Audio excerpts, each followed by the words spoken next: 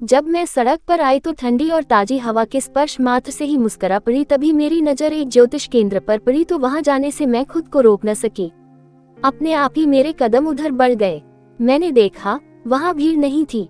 वैसे तो ज्योतिष पर मुझे विश्वास नहीं था, पर अब थोड़ा थोड़ा यकीन होने लगा था। मेरे ख्याल से व्यक्ति ज्योतिष, ईश्वर, मंदिर आदि पर तभी विश्वास करता है जब उसके सामने अपनी रक्षा का कोई अन्य उपाय नहीं होता है। वह चारों तरफ से निराश हो जाता है। मेरी स्थिति कुछ ऐसी ही थी। ईश्वर के प्रति अगाध प्रेम मन में उमड़ आया था। जैसे ही मैं उस ज्योतिष केंद्र में दाखिल हुई, ज्योतिषी मुस्कुरा कर बोला, आइए आइए, मैं देख रहा हूँ आपका जीवन काफी मुसीबतों से गुजर रहा है। ज्योतिष के प्रति मेरी श्रद्धा और भी बढ़ गई। कोई जानना पहचान और मुझे देखते ही उसने सच्चाई बता दी थी।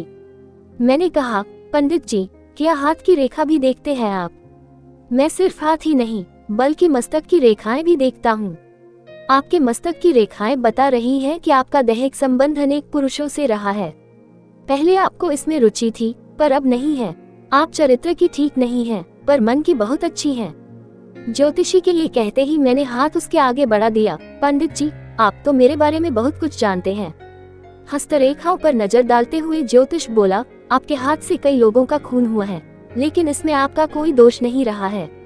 आपने जानबूझकर वे खून नहीं किए, बल्कि दूसरों की भलाई के लिए आपने कत्ल किए हैं। आप पर मुकदमा चल रहा है। पुलिस आपके पीछे पड़ी है। पुलिस आपको पकड़ने में जल्दी ही सफल होगी। आप किसी एक जगह टिक कर रहने वाली प्राणी नहीं हैं। ज्योतिष इतना कहकर मुझे एकटक घूरने लगा।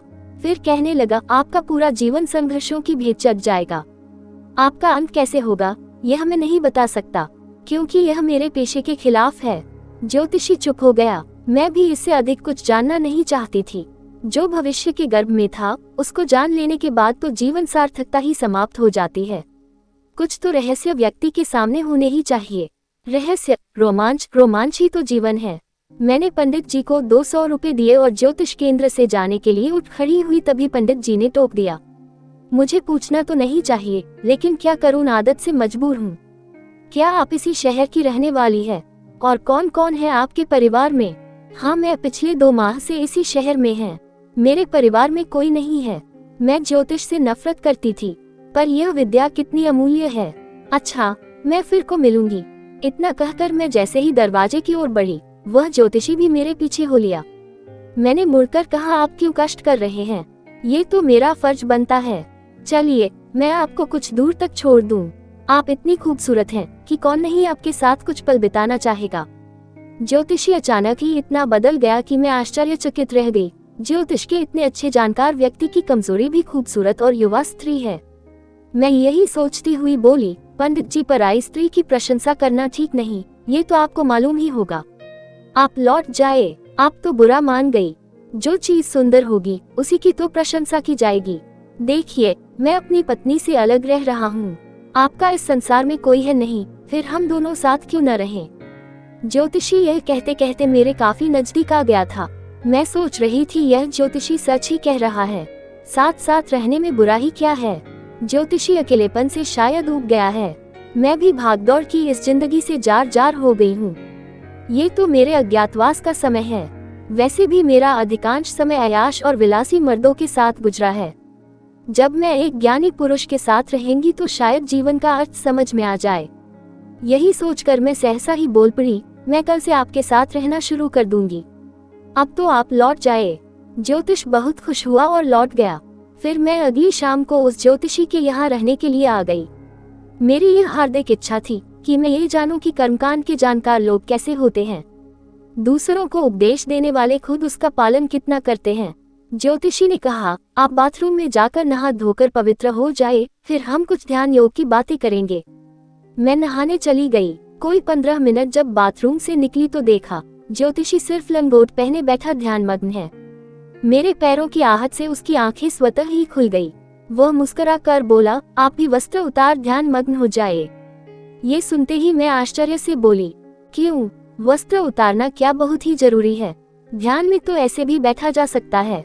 नहीं देवी, वस्त्र ऊर्जा के प्रवाह को रोकते हैं, जिससे ध्यान से मन भटकता है। आप निर्वस्त्र हो जाए। ज्योतिषी के शब्दों में खींच और कठोरता थी। मैं थोड़ी तल्ख आवाज में बोली, पंडित जी, मैं देख रही हूँ आपका ध्यान में मन भटक गया है। आप ध्यान में लीन नहीं हो पा रहे हैं। आप तो इस समय मेरे साथ मानसिक सहवास कर रहे हैं। मैं ज्योतिष नहीं जानती, पर किसी के मनोभाव को पढ़ना अच्छी तरह जानती हूँ। आप ज्योतिषी के अच्छे जानकार हैं, इसमें कोई शक नहीं, पर आपकी इंद्रियां भी आपके वश में हैं, इस पर मुझे शक है। किसी विद्या को जानना अलग बात है और ध्यान योग की मदद से स्वयं को साधन अलग बात है। बड़े बड़े ज्ञानी मुनि भी स्त्री को सामने बैठाकर अपने शरीर को नहीं साध सके, तो फिर आप मुझे अपने आगे निर्वस्त्र बैठाकर ध्यान योग में लीन कैसे हो सकेंगे। मेरे ये कहते ही पंडित जी आसन से उठ खड़े हैं और मेरे पैरों पर गिर पड़े। मैं अपनी पत्नी से अलग होकर ध्यान योग में लीन होने का अभ्यास कई सालों से कर रहा हूँ, पर जाने क्यों मन नारी देह में ही जाकर घुल मिल जाता है। तुम यदि चाहिए तो मेरी सामना का मार्ग प्रशस्त कर सकती है। वह कैसे पंडित जी? ये कहकर मैं उसे घूरने लगी।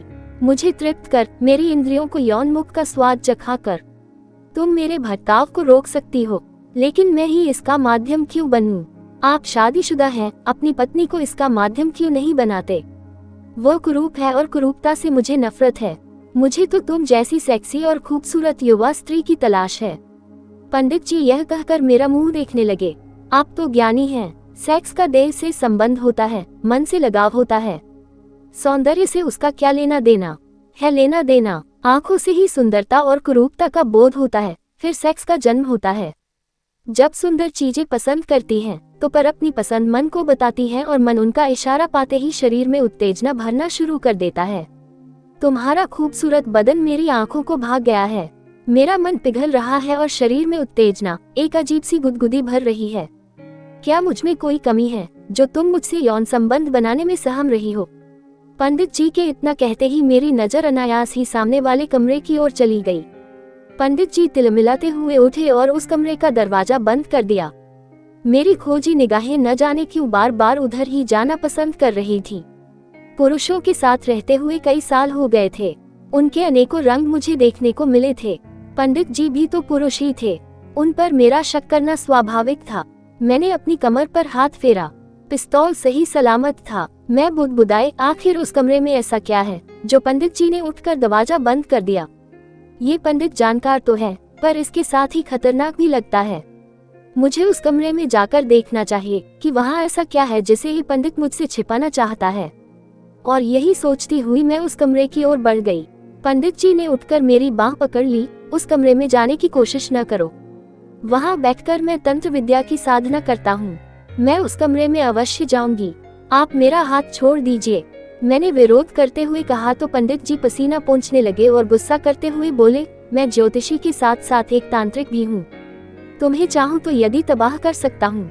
आप मुझे तबाह करेंगे? ये करते हैं मैंने पिस्तौल कमर से खींच लिया और उनकी तरफ तानते हुए कहा, सारा तंत्र मंत्र यहाँ आकर खत्म हो जाता है।